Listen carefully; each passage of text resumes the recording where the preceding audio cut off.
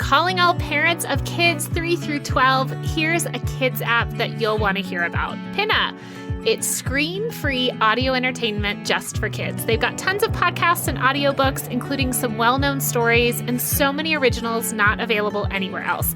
The age-appropriate content allows you to feel good about what your kids are listening to, plus they will be hooked within minutes and begging to listen again and again. It makes life as a parent not only easier, but more enriched. We were talking about podcasts to listen to when your kids go to sleep. Pinna is full of them. Whether you're listening as a family or your kids are listening on their own, they are sure to enjoy the wide-ranging variety of stories Pinna has to offer. Right now, our listeners can get 1 year of Pinna at $19.99 for a full access annual subscription, a savings of over $50. Just head to pinna.fm/promo to sign up and use code MOMANDDAD at checkout. That's PINNA.fm/promo. Welcome to Mom and Dad Are Fighting, Slate's parenting podcast for Thursday, February 2nd, the Putting Nighttime Worries to Bed edition. I'm Jamilah Lemieux, a writer, contributor to Slate's Care and Feeding Parenting column, and mom to Naima, who is 9 3/4, and we live in Los Angeles. I'm Zach Rosen. I make another show. It's called The Best Advice Show, and I am dad to Noah, who is 5.5, and Ami, who's 2.5. We live in Detroit. I'm Elizabeth Newcamp. I write the homeschool and family travel blog Dutch Goose. I'm the mom of 3 littles, Henry who's 10, Oliver who's 8, and Teddy who's 6. We live in Colorado Springs, Colorado. Today on the show, we have a 6-year-old who is having trouble sleeping because her head is too full of worries. Girl, me too. And if you're sticking around for Slate Plus, we're going to dive into all the conversation around cleaning influencer Marie Kondo saying that she's kind of given up on tidying her home now that she has 3 kids. Here's what you'll hear if you have Slate Plus. I feel great that she came out and said, look, the world has changed. And basically, since I've had my kid, this just doesn't make sense for me anymore. Because so many people, I think, just are like, oops, and fade off. Just get quiet. I think it's cool that she did an about face here. And it's not like she's become a hoarder, right? Like, it's still helpful to get rid of shit, isn't it? Like, right. And she's not saying anything contrary to that. As a Slate Plus member, you will get a whole bonus segment from us each week, 0 ads on any Slate podcast, and you get unlimited access to the Slate website. Plus, it is truly the best way to support our show. So I hope you'll join if you can. You can sign up for Slate Plus now at slate.com/momanddadplus. Okay, we're going to dive into our triumphs and fails of the week, but not before a quick break. See you back here in a second. It's hard to stick with working out. I have tried for years a number of different things. I joined a gym, I joined a tennis league. None of them stuck until, truly, honestly, I started Peloton. I don't have the Peloton bike. I don't have the Peloton treadmill, but still I am able to use it multiple times a week doing Peloton's incredible floor exercises. Peloton instructors have a variety of different training backgrounds and styles of motivation that work for people of all fitness levels. They can get you moving, whether it's a 10-minute power walk or a 30-minute endurance ride. Just this morning, I was thinking about doing a strength training workout, but my shoulder was kind of tender, so instead I, at the last minute, decided to do just a 10-minute yoga class, and I'm feeling better already. Try Peloton risk-free with a 30-day home trial. New members only. Not available in remote locations. See additional terms at onepeloton.com/home-trial. It's hard to stick with working out. I haven't had a viable exercise routine where I'm actually doing something multiple times a week until very recently, like the last 6 months or so. And truly, honestly, I owe it all to Peloton. Multiple times a week, I'm doing these amazing Peloton floor exercises. Just this morning, I was working on my core. I only had 10 minutes, so I chose a 10-minute workout, and I felt so good for having done it before getting my workday started. Peloton offers thousands of on-demand classes available 24/7. That means you can work out whenever and wherever it's convenient for you. You don't have to be a super athlete to enjoy Peloton because there are classes for every level.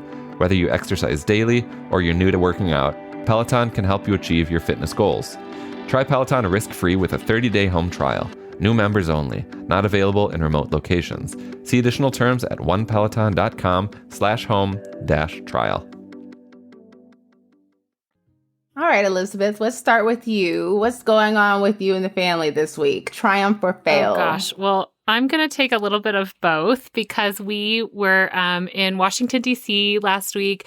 Jeff had a conference, and so I brought the kids and had like a massive plan of all the things we were going to do. We had 5 days there. We had some highs, some lows. On the high side, we are like really good at museums now. And this is something I have been waiting for us to get to. Like, we have always taken the kids, but we were able to really do these museums in a way that I felt like they were drawing connections, and they were like, can I borrow your phone so I can take a picture of this so we can watch more of this when we get home? So that was like excellent.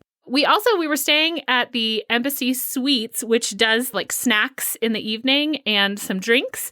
And I think the kids were so sick of spending the day with me, and Jeff was like super busy at the conference, that they would just like go to they sat at their own tables, like brought a book. They each got their own table. They sat. It was like beautiful. And another good thing, we got to see Dan for lunch, which was great and so much fun. My kids were a nightmare at lunch, a complete nightmare. Like, no one could keep it together. And at least I just kept thinking, at least I'm with Dan, who just made me feel like this is totally fine. Of course. We had just left the White House tour. It was like pouring rain. They had been on their best behavior. We went to have lunch with Dan. And then from lunch, things just sort of got crazier. The after lunch plan was to go to the Capitol and have a Capitol Hill tour. And one of the things I had been able to arrange was to meet our congressperson from Colorado Springs. And we had a meeting with him in his office, and the kids had each prepared a question to ask him. We were in there probably 15 minutes. And we walk out of the office, and the door is not even shut. And Henry looks at me and says, well, that guy's a dodo. Which, to be fair, Henry's question was something like, what is the most important policy thing you think we're working on, right? He was like, well, everything is important. Like, I think Henry was just so upset that we had poured into him kind of like, we're going to this place that's really important because these are where our laws are made. And that is something that like seriously influences things, right?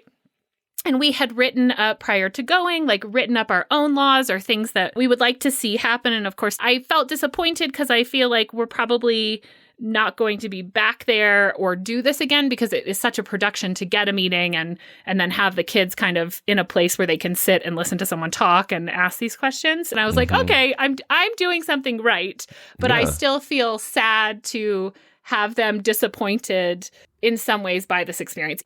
I don't think there's any fail at all. I think that's, once again, you've provided your children such an incredible experience and something that they'll, remember for a really long time. I totally agree. What about you guys? Zach, triumph or fail? I've got a quick little triumph, and I don't know how it happened. It just felt like magic in the moment for this thing to have happened, and it's so small. I went to school yesterday to pick Noah up. We're having a wave of real cold weather here, so she's got a lot of layers to put on upon leaving for school and coming home from school. So I walked down to school, and it's just a couple blocks away, so we were going to walk home. And so I had her put on her snowsuit and her hat and her gloves and her boots, and just the thought of her having to put all that stuff on at the end of the day just overwhelmed her in the moment. And she's like, which is what she does sometimes, Dad, this is going to take, but it takes 1,000,000 years to put all my stuff on. Like, it's just like so exaggerated that it's hilarious. So hilarious, in fact, that I just started laughing, and she just started laughing when I started laughing. And she seriously, it was the thing where it went from tears to laughter, like in a moment. Yeah. And we shared just this like full, big belly laugh until we were both on the floor crying from laughter. And it totally just like, it's like the thing about like distracting a kid with something else really quickly, but it was like such a fun version of that. And it happened so instantaneously. I was like, how? I don't even get it. I don't know if it's going to ever happen again. So I just want to savor it. And then she put her clothes on, and then we had a really sweet walk home together. I think you can call back to those moments. Particularly Teddy, who tends to have these big, will say like, remember that time I complained and we both laughed so hard? Do you know what I mean? Like, but listen, I feel for her. Who wants to put all that stuff on? It's like, we need it. It's the worst part of the day. Yeah. And just getting the sleeves over the mittens, it's such a challenge. It's such a challenge. How about you, Jamilah? What's going on your end? Oh, I've got 2 fails for yesterday, trying to decide which one to go with. I guess I'll go with the one I feel the worst about. So Naima started basketball again. She's playing with a different league. She's playing at the same place where she goes to after school. And practice is on Mondays and Fridays. So Monday is a mommy day. Friday is a dad day. So I'll be attending Monday practices going forward. And her father came too because her brother's playing as well, but it turned out he wasn't supposed to play last night, but her dad was there. And starts, a couple minutes after 6. There's a good group of kids there. It's a lot of kids. It's a big gym, and there's like little kids on one side and kind of medium-sized kids like Naima on the other side. And a lot of girls, and it's cool. And it hits me like, this is kind of boring for me, like to sit and watch basketball practice, because before the balls come out, they're doing, exercise, right? Yeah. And so by 6:30, I'm like, bro, this is rough. I don't know how I'm going to handle this every week. And I feel so bad because like in the past, I've only attended games. Like when she was in the other league, she had practice on Friday, which is a dad night, and games on Saturday. And I would, even though she's with her dad on Saturdays, I would come to the games. And so I'm watching action. You know what I mean? And so this is just practice. And so in like 6:45, they took a break and she comes up to me and I'm like, oh, are you done? I'm like, yes, over. Oh my God, I thought it was going to be an hour. And I didn't say that, but I was just like, hey, are you done? And she's like, you just seem like you don't even want to be here. I looked over and you looked so bored, and I felt so terrible because she saw straight through me. I did not hide it well enough. And I was like, no, I just look like this. Your mom's kind of a sad girl. I'm not the most happy looking person. I just kind of look like this all the time. And she's like, no, you look more interested watching TV than you do watching me play basketball. And I'm thinking, really? But I'm like, no, Naima, you're doing great. I'm so proud of you. And so then 7:00 comes and I'm thinking like, oh, okay, we can go. Because we still have to eat dinner. I wasn't sure if she had homework or not. Luckily, she'd finished it already during after school, but I didn't know yet. Like 7:02, 7:03, I text her dad. I was like, we were sitting on opposite sides of the gym. I was like, you know how long this is supposed to go on? And he was like, I believe it's 6 to 7. And like they kept going. And so like one of the coaches was near me and I was like, hey, how long does practice go? Right. And he's like, usually till 7, sometimes 7:30. Sometimes 7:30. You guys, what am I gonna do? What? And like they went until about 7:15, and that was the point where I got up and I walked over, to her dad, and I was getting ready to like take her. I was like, I'm gonna tell them she's got homework. Like that's enough. And she's like, no, we're done. And it turned out they were just doing like open court or whatever at the end. But like, so 1, I failed because she saw that I was bored. But 2, I'm also trapped because like my attention span is not great.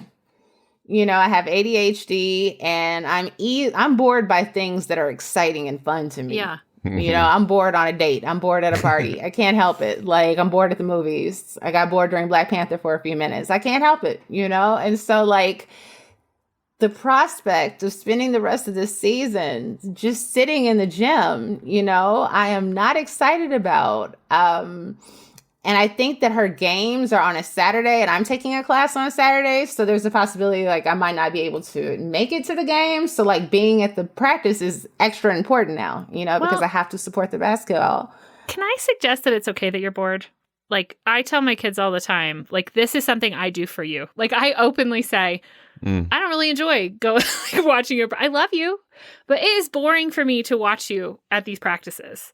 this is something I do for you. And I use that a lot when they have to do something for me. You know, like in a family, we do things. I go to these practices because I love you and I support you.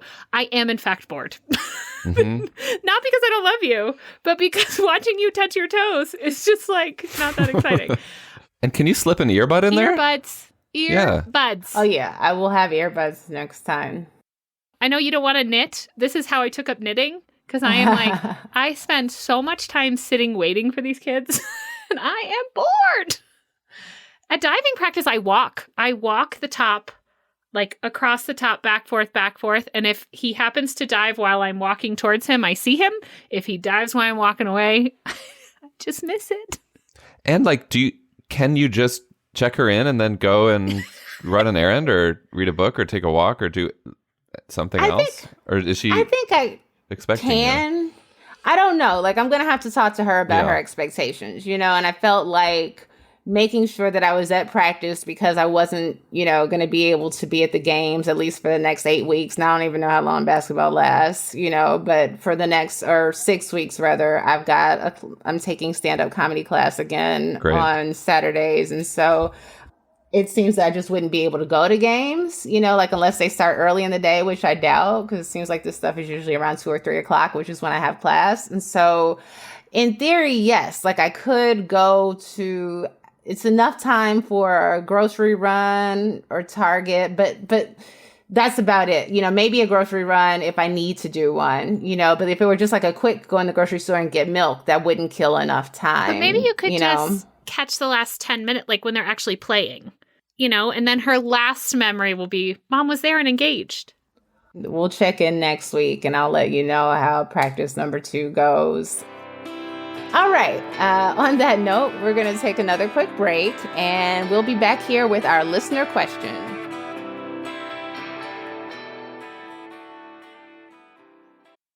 There's no denying that the education system in America has its flaws. It's time to work toward a better system, one where business and politics don't drive the decisions made in schools. Check out the brand new podcast, The Citizen Stewart Show. It's an inside look at the dark forces affecting our schools and our democracy, and how together we can make improvements for our kids and our country. The Citizen Stewart Show is hosted by Chris Stewart, a parent, education activist, and former school board member who's witnessed the systemic inequities in our schools firsthand. Each week, he and co-host Ravi Gupta, former Obama staffer and superintendent of a network of charter schools in the South, dive deep into the top headlines that aren't being covered. They share an inside look at the perils and promise of education and democracy in America, with no topics off limits. Join the conversation with The Citizen Stewart Show every Tuesday on the Lost Debate Podcast Network. You can find The Citizen Stewart Show on Amazon, Spotify, Apple, YouTube, or wherever you get your shows. Hey everybody, it's Tim Heidecker. You know me, Tim and Eric, Bridesmaids, and Fantastic Four.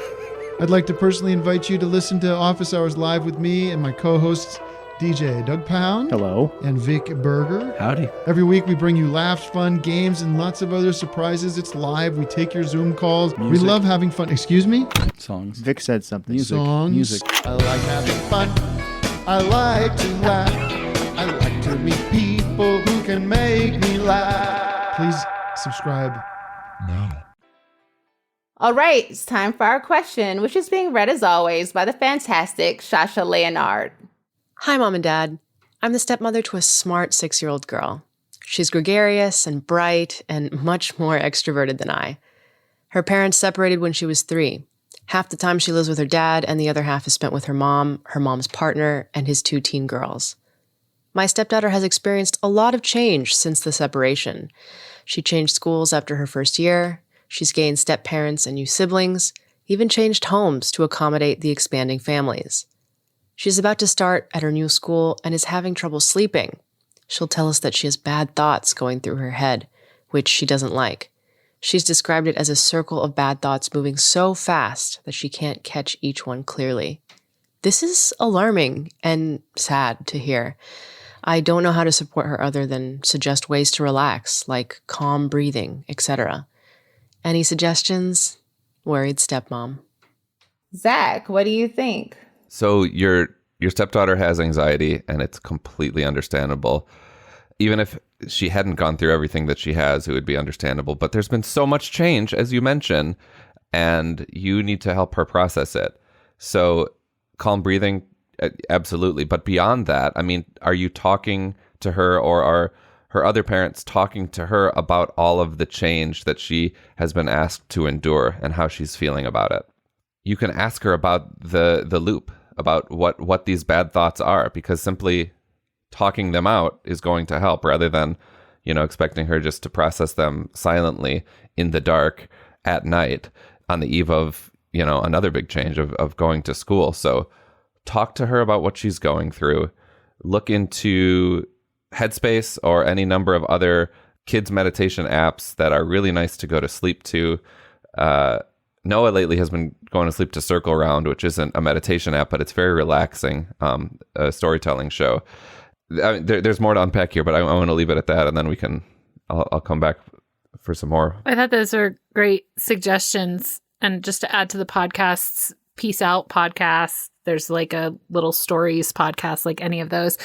I am wondering how much you can make bedtime the same at both homes. And this may require some effort to get everyone on the same page. Lots of people suffer at night when we're sort of faced with laying there quietly with our own brains. And so is there a way that you can know that there's a pattern coming, know what's going to happen that is the same no matter which house she's in, right? And again, I don't know what your relationship is with the other side of your family, but is there some way that you can meet on her behalf? One of the things you can do as the stepmom, though, is like validate, right? This is really difficult. This is really hard. Thank you so much for telling me. I'm always here to listen, checking in. How's it going today? Did how did your falling asleep? Like, if she is willing to come to you and tell you these things, be that person for her. And you don't necessarily have to have solutions so much as telling her, like, this is normal and understandable. And we want to help you. Because you're not going to be able to fix each of these worries, right? Or placate each of them. It's more like she needs to just offload them to someone, particularly before bed. Yeah, I'm co-signing all of that. I definitely think that routine is important, and trying to make bedtime at both houses feel as comparable as possible. Trying some meditating, some podcasts, maybe a nice bath before bed, like just setting the tone for sleep in a really calming way. But I do think that therapy would be incredibly useful if you're able to access it. Your stepdaughter, has experienced just so much change in the past couple of years. And there's just so much going on in her life. And if she's a person who's inclined to deal with anxiety anyway, she's going to spend the rest of her life trying to figure out ways to cope with that. How to deal with racing thoughts, how to deal with feeling unsure or afraid or uncomfortable in difficult situations. And if it's getting to her this bad at 6 years old, I think you want to get in front of it. I'm big on putting kids in therapy. I think that when they show you that there is a problem and you're in a position where you can help them come up with ways to manage or correct, then you should. I think that therapy would be very helpful for her. Jamilah, I think this was your recommendation one time. It was called A Kid's Book About Anxiety.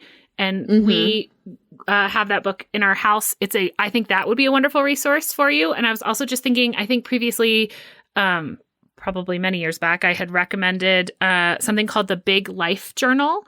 And I really like that as a way to work through some of these things as a set time, not right before bed, but something that you could work through and something she could be bringing with her. And any parent or any adult could be working with her, that it really encourages like some journaling and thinking about these anxieties, and can also be a really good complement to if they're in therapy. But it's stuff that focuses on this idea that like lots of people have anxiety, that these feelings, like while scary, are like quote unquote normal, like they happen to other people, and that there are going to be solutions or way to work through them. And actually Big Life Journal has a whole webpage that has a bunch of like printable resources as well that we have used for different things, such as scripts for before bedtime, or like a chart where you can choose kind of what you want to help you calm down today. So I would take a look at those as well. There's another book that we've used in the past called Help Your Dragon Deal with Anxiety. The Train Your Dragon, Help Your Dragon is a series of books about different particular challenges that kids have, like trauma or a bully or dealing with consequences. And they're, very easy to read. They're super child friendly. And I think they're pretty useful. And lastly, Llamaste, which is a book I've recommended before. I think 6 isn't too old to do this, but it's a kid's book full of yoga poses and then these open-ended prompts. So it's like you're doing mountain pose and to find, a sense of calm. And then the question is like, has there been a time, when you have felt, upset about something, instead of like trying to have a conversation about like, how has the divorce impacted you? Leaving the questions open-ended, because who knows, maybe her anxiety has to do with something that you don't even know about. Maybe it's about some bully at school. Maybe it's about, a weird dream they're having. And so just kind of trying to keep questions to them open-ended enough for them to take the conversation where, they're feeling it needs to go, rather than where you think their anxiety is coming from. Absolutely. Well, worried stepmom, thank you so much for writing in. We would, of course, love an update on how things are going a little while in the future. So please follow back up with us. And in the meantime, if anyone else out there has advice that they'd like to share with Worried Stepmom, you can send it to momanddad@slate.com. That's also where you can reach us if you have any questions of your own. Finally, before we go, we've got a bonus recommendation to tide you over till Monday. If you want to hear more Jamilah, and who doesn't, she was actually featured on this week's ICYMI, hosted by Slate's Rachel Hampton. Jamilah, what were you on there to talk about? We talked about my internet life, the beginnings of my time on the web, how it's impacted my career, how I've used it in terms of parenting, and how I navigate my daughter's own online experiences. It was a very fun chat. Rachel is awesome. Very happy to have been on the show this week. So check that out if you can. Nice. We'll be sure to link to that episode in the show notes. Head over and check it out. And that's it for our show. We'll be back in your feed on Monday. Please subscribe to the show wherever you get your podcasts so you'll never miss an episode. This episode of Mom and Dad Are Fighting is produced by Rosemary Belson and Maura Curry. Alicia Montgomery is VP of Audio at Slate. For Zach Rosen and Elizabeth Newcamp, I'm Jamilah Lemieux. Thanks for listening.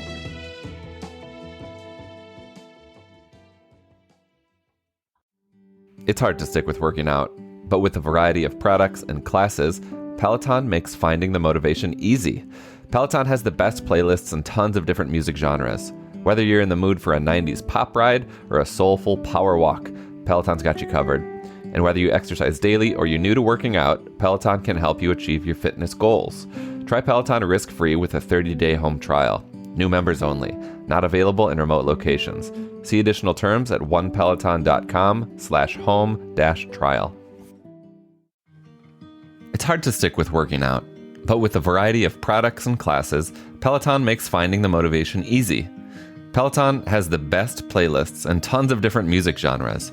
Whether you're in the mood for a 90s pop ride or a soulful power walk, Peloton's got you covered. And whether you exercise daily or you're new to working out, Peloton can help you achieve your fitness goals.